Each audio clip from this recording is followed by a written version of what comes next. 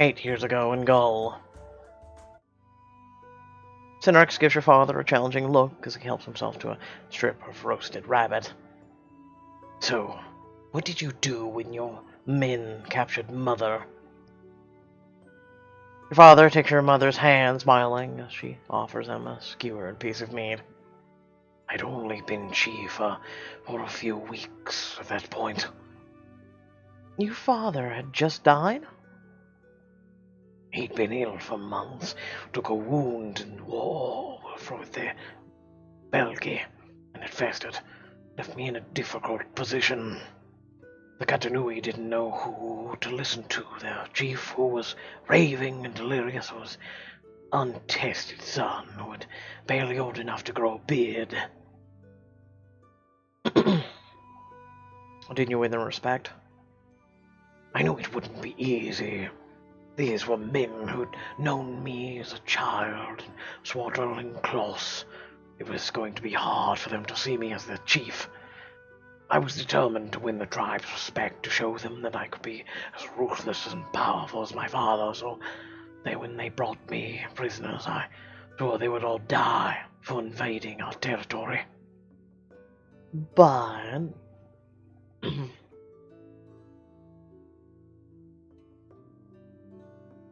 were the men angry you spared Mother?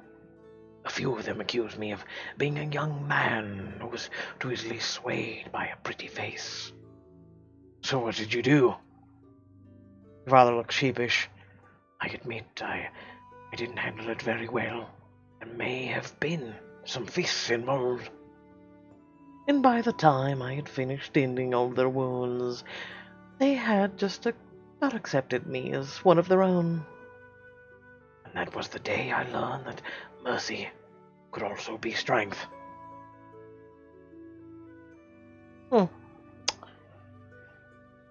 Chapter 15. Best Surf Cold. Cassius sits heavily on your couch, his face in his hands. What is it? Pompey defeated. The letter slips from his fingers. You skim through the spotted and stained writing. His army was decimated. The survivors surrendered to Caesar or fled to Africa.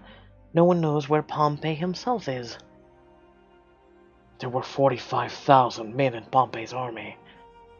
Every patrician who didn't declare for Caesar. Cassius's voice is slow with shock, tears glimmer in his eyes. Every friend I ever had. Boo comes over, curiously touching the tears on Cassius' cheeks with a small finger. I know, Boo. I can barely believe it either. You draw Cassius into your embrace, feeling the dampness on your shoulder as the tears spill over. Aaron, they're all dead. How can they all be dead?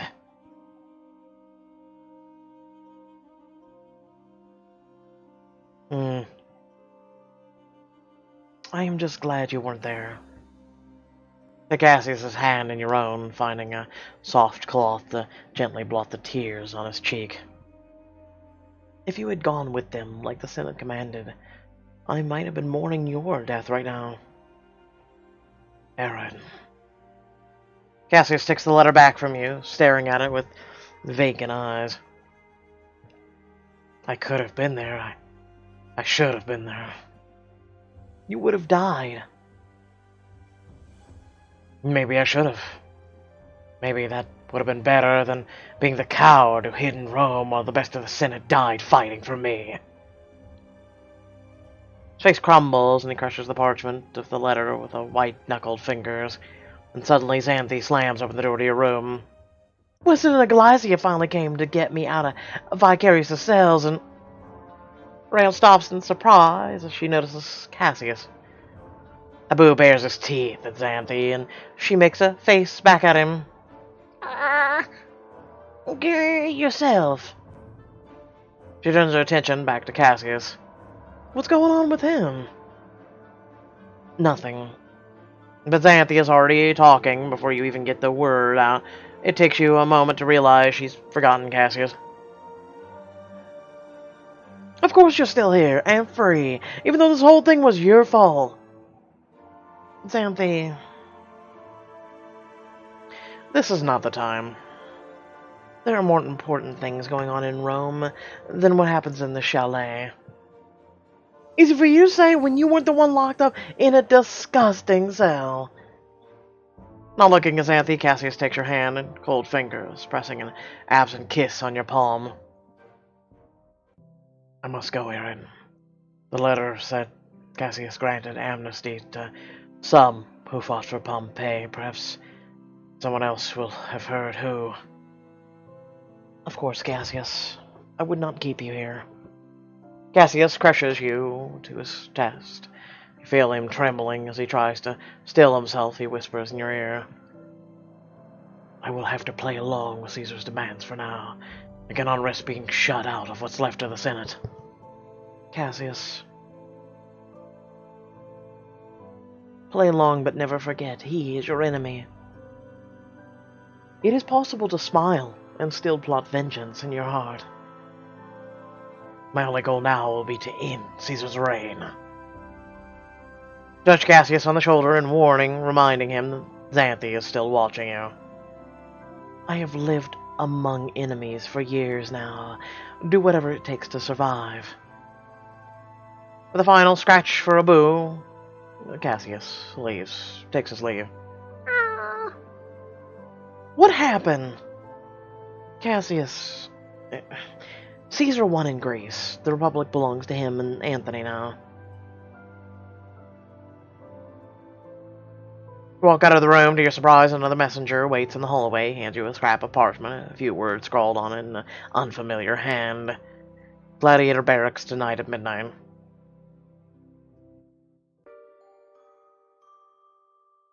That night, you sneak out to the arena, and into the barracks where you find your father waiting for you with open arms.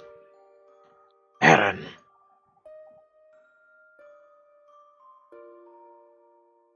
I want to hear everything. There's little to tell. Legate Aquila sold me to Julius, and I have made my name in the arena. Which brought you here to me? That is the only good thing I can say about it. Your father holds you at arm's length, and for the first time you notice the feathers holding him in the room. Tears come to his eyes as he looks at you. I would know you anywhere.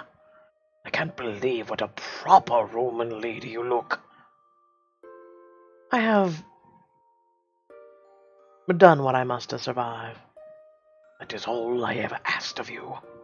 Your God already told me you have become my courtesan. And do you condemn me for it?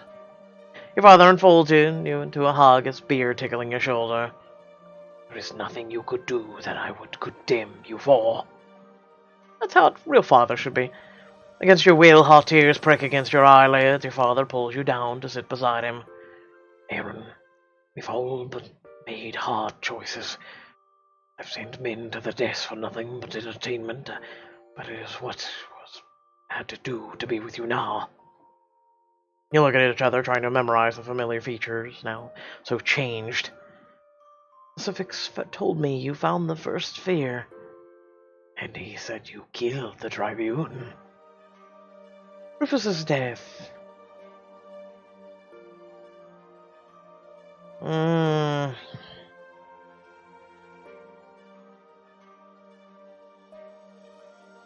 I wouldn't say greatest accomplishment. I don't say it ruins Suffix's life, but it did screw it up. And it means nothing but the Catanui are still destroyed. But you have set to the rest spirits of those he killed. That is all we can do now. Suddenly a door clangs open, and you both whirl around. It's Suffix. Catanui tribe reunited at last. You know how long I've waited for this. Good, you're here. That's over in surprise at the purposeful tone in your father's voice. I need to know, Suffix, are you still committed to helping Aaron? Anything I can do for her, I will. I don't want you suffering more on my account. Suffix smiles sadly. And I don't want you suffering at all. Civic stands behind you, his firm hands coming up round your waist in support. Thank you, Suffix. You're going to be our key for getting to Legate Aquila. You have a plan? Your father nods, motioning you both closer as he drops his voice. You can see his excitement at finally being so close to the man whose death he has sought. You're part of Aquila's ludus. You can get me inside his offices so I can lie in wait to kill him. But you're still in solitary confinement. Father's lips curl, and he yanks sharply on the fetters holding him to the bed. They clatter, but don't give. I'll find a way out. No, Father, this is for me to do. What? I am free to move around. In a way, neither of you are, and Aquila has already shown quite an interest in me. I can use that to lure him. No, Aaron, I won't ask you to bear the danger of this. I'm your father and chief of Katanui. It is my responsibility.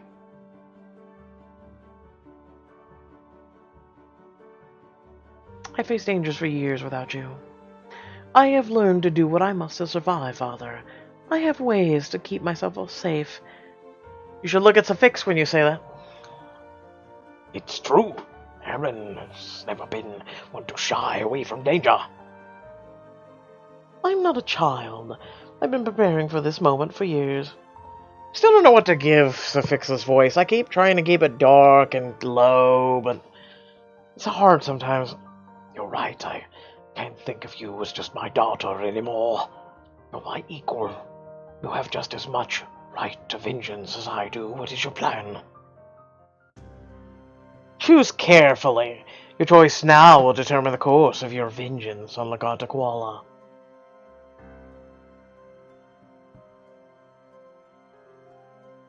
I mean, the dude has done nothing but kill. He's done nothing but abuse his wife. He's done nothing but abuse us in a way. I mean, well, he almost, did unspeakable things. To us, specifically. Kill him. Keep your voice low as you quickly lay out the plan that's building in your mind. Aquila wants me. I can use that to get to him. But he knows who I am now, so he won't trust me. If I approach him, I have to assume he'll search me. I need to be unarmed, appear that I'm not a threat, then getting to somewhere that I know I will have access to a weapon.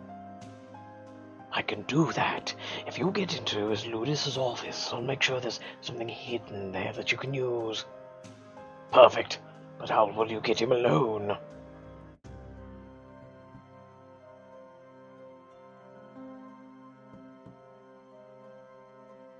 I don't think the seduction thing will work now. I'm gonna offer him power. More than anything, Aquila wants to feel powerful. I'll have to convince him I have something to offer. He was already made vicarious. You could appeal to the power he already has. Tell him that you realize you're at his mercy and you need him. You nod, running through the scenarios in your mind. That will work. I'll send a message asking to meet in his offices, and once I'm there, I'll use his lust to distract him while I get the weapon. I know a place I can hide it near his desk.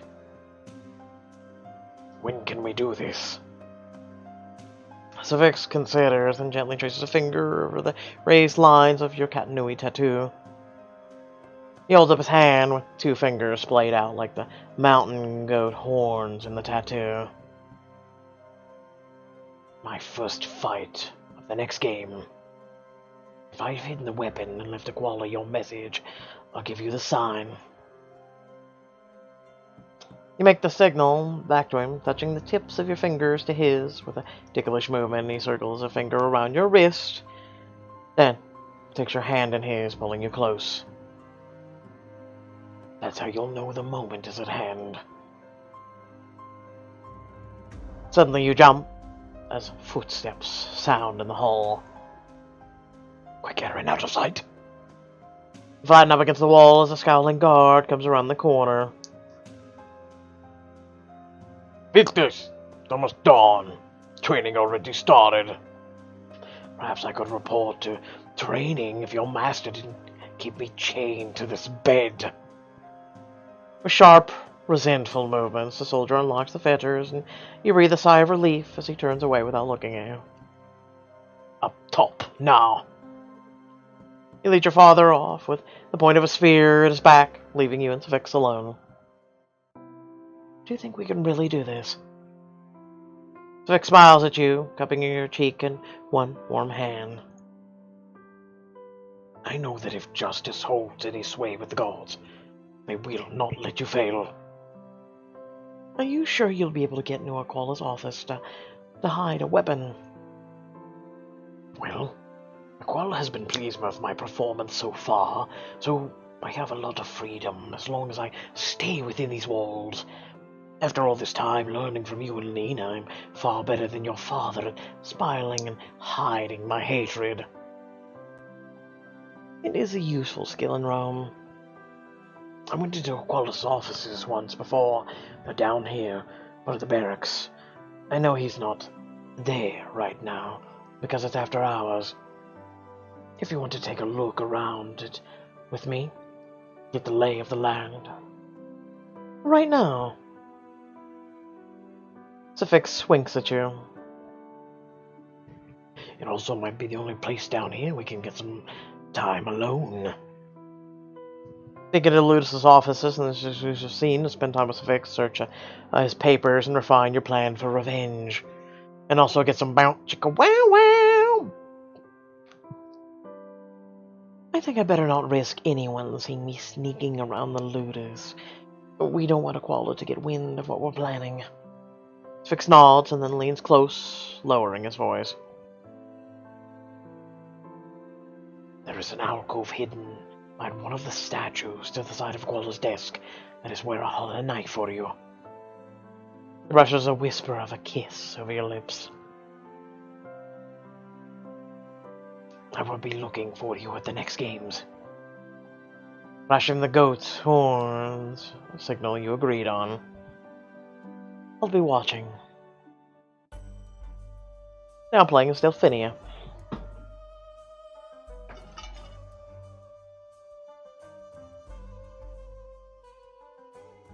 You're in Egypt, floating down the Nile on a barge with Marcella and several of your other acolytes.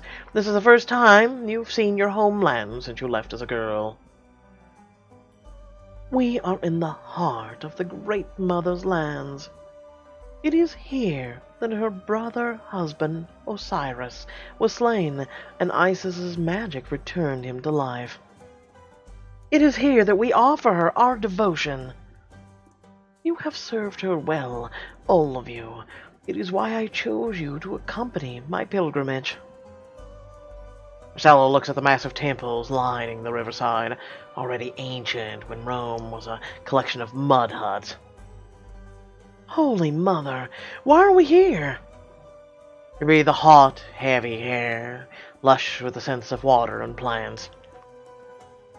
I had a vision, summoning me to return to the lands of my birth, but the goddess has not yet revealed to me what role I am to play.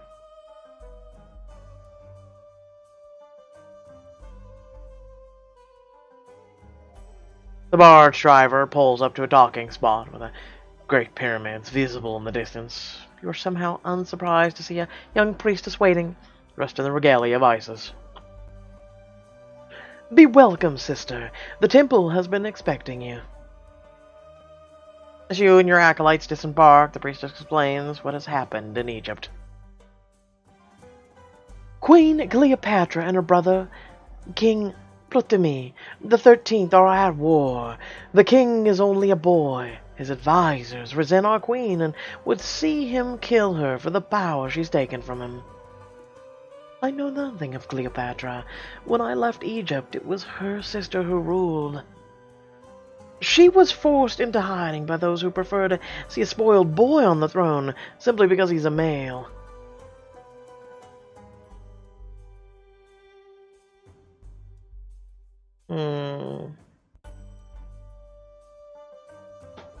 Both are good questions. Queen Cleopatra, is she worthy of the throne of Egypt? She is a powerful woman, favored by the goddess. Her will do anything it takes to preserve Egypt's power. The temple would ask you to look into the Queen's future and tell us how she might best be restored to her rightful throne. Have you seen visions of this Queen, Holy Mother? You shake your head, praying silently for Isis to guide you. Today shall be the first. Do you need a holy place to prepare? But as you open your mouth to reply, you are simply hit with a wave of dizziness. You drop to your knees on the soft black soil of the Nile's bank. Holy Mother! The buildings around you dissolve into a misty haze, and you see Queen Cleopatra, her eyes flashing with anger. She commands men to defy any orders given by her brother, the king.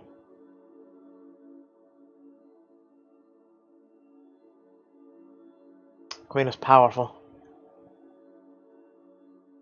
Cleopatra looks at you, and you see the great golden throne of Egypt reflected in her eyes. Then suddenly you are inside the palace. Cleopatra, hugely pregnant, labors heavily on a golden bed. Within her stomach you can see the child move, breaching like a whale beneath the waves. The queen isn't coming.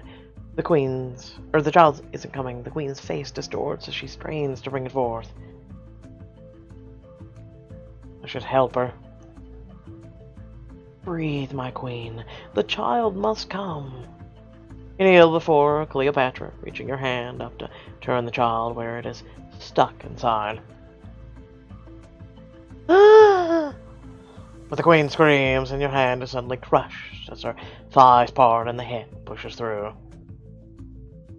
But as it emerges in a rush of birthing waters, you can see it is no baby she is giving birth to, but Rome. The city bursts from her womb, even as Egypt crumbles around her. At her side, Caesar appears. He lifts the infant city in his arms, growing large enough to hold all of Rome and Egypt at once. My son.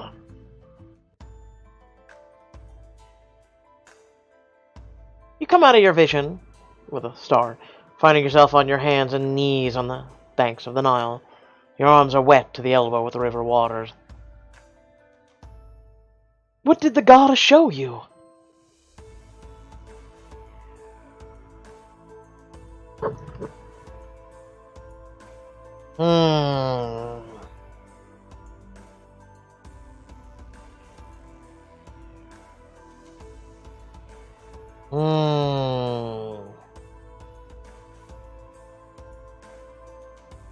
Okay, so I'm not a huge history buff.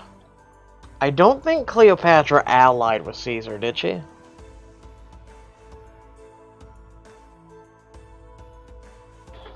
I have to look at this from a metaphorical standpoint, don't I?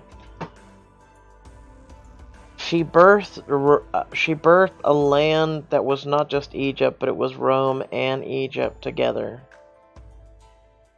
Caesar said it was my son. Cleopatra was birthing it.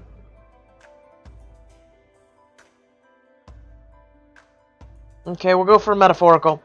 Ally with Caesar. Caesar of Rome is the only ally strong enough to aid the queen against her brother, but she will lose much of herself if she trusts in him. Priestess looks both impressed and wary. She bows to you, biting her lip, then decides. A queen is not always open to advice. Perhaps you would do best to take her this warning yourself. I will bring you to her. You and your acolytes turn and follow the priestess away from the banks of the Nile and deeper into Egypt. Now playing Zarin. When you emerge from your room the next morning, you are surprised to see Mark Antony at the chalet, talking with Lena. Hosting 2 days of games and public holidays to celebrate Caesar's victory over the traitors in the Senate. You do know how to keep the people happy. It's my only true skill. Anthony winks at her, then looks up and notices you. His smile broadens, and he crosses the room to take your hand and kiss it gallantly, earning another skeptical look from Lena. Suddenly, Anthony whirls around, startled. Who's that? You follow his gaze upward to see Abu hanging from the top of a column by 1 foot. Anthony grabs for him and he scrambles back upward, something glittery in his little hands. Taboo! With an obvious pow, Taboo drops the coin he had gotten away with. Anthony picks it up with a wry grin. Interesting pet you have, Aaron. He's a rascal, but he's cute. I've always had a soft spot for boys like that. Anthony grins and turns back to Lena. And after Aaron's stunning turn as the Queen of Volcanalia, I would like her to host the victory games with me. What? Oh, God. You and Anthony both turn to see Xanthi entering the room, a furious look on her face. You can't ask Aaron to host the Caesar celebration. She and Cassius are plotting against him. I heard them yesterday. Anthony drops her hand, the smile fading on his face. Go complain to Senator Galaisia, Xanthi. No one wants to listen. No. Tell me, what were they saying? Xanthi gives you a look of triumph as she slides closer to Anthony. Something about a letter Cassius had from Pompey's forces. Now he should have gone to join them. She was egging him on. She'd been against you this whole time.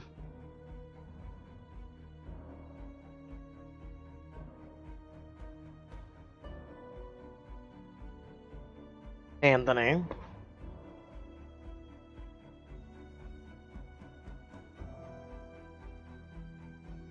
I've done nothing to help Pompey. Your heart speeds up as you see Anthony's implacable gaze, suspicion written across his every feature. I've never even met Pompey. But Cassius has, and you've helped him. Lena shoots you a pointed look, and suddenly you understand all her warnings about Anthony. Aaron was only trying to console Cassius over the deaths of his friends, Domini. He was upset. She told him what he wanted to hear. Is that what you've been doing, Aaron? Telling me what I want to hear? Swallow hard, trying to maintain all the air of challenge that Anthony has always found intrigued. I don't know. Have you wanted to hear it? This time it falls flat. I don't like being played with. That was a horrible, horrible choice to come out of your mouth. And then he turns his back on you, giving Xanthi a cold-eyed smile before tossing a coin to Lena. I'm changing my order. Have Xanthi ready to accompany me instead. The slam of the door as Anthony leaves, the chalet echoes loudly. The look on your face, Aaron. I've been waiting all year for this. It'll finally be me on the right arm of the first man in Rome. He's only going with you to make me jealous. You keep telling yourself that. Xanthi leaves and Lena gives you a long, level look. I didn't do anything. I've been careful around Anthony. Not careful enough. Lena leads you back into your own room and shuts the door behind you. This isn't gonna be as simple as washing your hands of Anthony. He's far too powerful for you to risk his anger, or even his indifference. I will get him back. He'll tire of Xanthi before she finishes saying hello. That doesn't mean he'll forgive you. He likes the pursuit. If I want him back, I need to not show he's gotten to me. Anthony will be watching you closely after this. He still wants you. He just wants to convince himself that you want him even more. You'll want to see that I was hurt by what he said. True, but he also needs to remember that you're not just any woman. You're Aaron, one of the best courtesans in all of Rome, and you don't need his favor to have men panting over you. You need to play on his possessiveness, consume him with worry that while he can't stop watching you, you might have forgotten him. She looks through the closets, examining and rejecting dresses after dress, before coming out with a stunning layered sheath of gold and Tyrrhenian blue purple, decorated with eagle feathers. Go to the games with Cassius wearing this, and make sure Anthony knows you're there under the man's arm. His own jealousy should do the rest. We're all aflutter to Caesar's victory games to improve your reputation, show up as Xanthi, and gain power over Mark Antony. Okay. It's not bad. She does reveal her curves quite nicely. Actually, I'd have to say one of their better outfits they've had. Very pretty. I like the golden and purple. Exotic feathers and cloth of gold will draw eyes at the arena. Not bad. Very pretty. I like her hair. But wear your regular clothes. I think I'll wear this. If I look like I'm trying to catch Anthony's eye, he'll be all the more determined not to be caught. True, though that's never stopped you. Changed your mind? No. Stop hiccuping. Why are you helping me, Lena? What do you mean? Isn't it good for the chalet to have Xanthi in Anthony's favor as me? Lena takes your hands in hers and kisses your cheek lightly. Haven't you figured it out yet, Aaron? I love you. You're everything I wished I was brave enough to be. So she lives vicariously. The day of the games. The games! Cassius traveled by litter. Outside, the streets are already thronged with people eager to catch a look at the gladiators before the fight begins. Cassius sighs, looking at the crowds. More bread and circuses for Anthony's mob. They've been effective. People love him. I wish I could say that they'll come to their senses, but Anthony and Caesar have collected on all of their gambles so far, and I've won none. He hesitates, not quite meeting your eyes.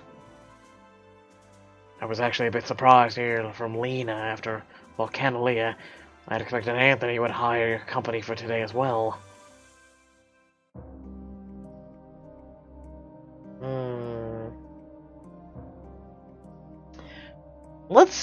I mean, I don't think we want to burn Cassius fully. You know what I'm saying? And so far in love decisions, we've chosen Cassius. He chose to go with Xanthi instead. She finally turned him against me. I know that put you in danger, but I cannot help but be glad if he no longer's panting after you. Cassius suddenly leans out of the litter and signals to the bears to stop walking. I don't know that I can do this today. I've lost all appetite for the games. But we need to be seen there. Cassius takes your hands in his, giving you a pleading smile. The games won't start for hours yet. Right now it's nothing but talking and mingling. Need we really give the entire day over to watching Anthony? Let's claim some time today for ourselves. Forget any hold Anthony has over us, over Rome, and just be together. A man and woman who don't have anything to prove to, or anyone to impress. It does sound tempting. And let me tempt you. With everyone at the games today, the bathhouses will be practically empty. There's a private room at my favorite one where we can get massages and try to forget everything that's happening. You're sure we'll be back in time to see the games themselves? I promise, but let me take this time with you in the one place that we can be sure Mark Antony won't be. Get a massage with Cassius. This exclusive scene. Cheer him up and improve your relationship.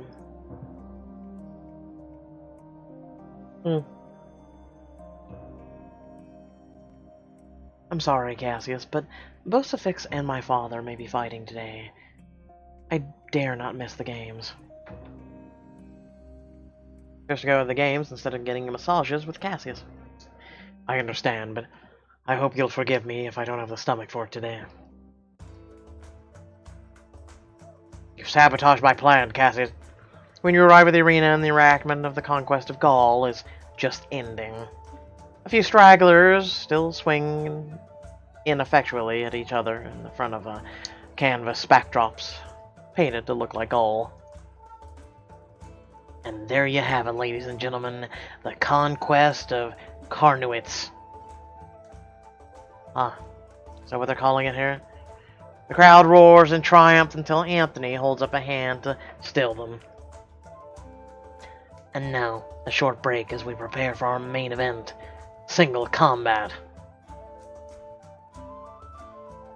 He crosses through the stands to a seat just next to Anthony's box. He's put his feet up all he can, and the slave is bringing him wine and fruit for him and Xanthi. As you draw closer, you overhear. Love to see you out there in the ring. I only fight for the glory of Rome, my dear. I know, but I bet you could sweep the floor with any of these pathetic gladiators. At that moment, Anthony glances up and sees you. His eyes meet yours across the rocks. Don't you think? Anthony doesn't move, his eyes still locked on you. Did you hear me? Nope. Flirt with Anthony, ignore Anthony. You turn deliberately away from Anthony, watching from the corner of your eye as his gaze follows your backside. A few more people in the crowd notice Anthony watching you, and you hear whispers. That Erin, Queen of Vulcanalia. When you glance back, Anthony looks livid. The plebs are getting restless. Are you going to announce the next fight?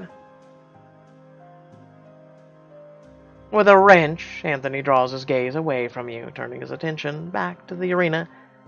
He stands as the crowd hushes, waiting for the next announcement. And for our first single fight, it'll be Ludius Aquila against Ludius Flavius. I present Suffix the Slayer and Ethamios the Greek. Oh, crap. You join the cheers as Suffix emerges beside him. Danny looks straight up at Anthony's box and flashes the signal of the mountain goat's horns. Your breath catches in your throat. That's the signal. The weapon is hidden, the Aquila is coming, everything is in place. The time has come. Next time, all your plans are about to come into fruition. Will you finally be able to destroy Legate Aquila and avenge your tribe? I hope so. So with that being said, I hope you all did enjoy the video. Remember to like, share, and subscribe. Head down in the description below. Links to social media, Discord, and if you like to support me and my content. Now, without further ado, I'll catch you guys in the next video. Peace.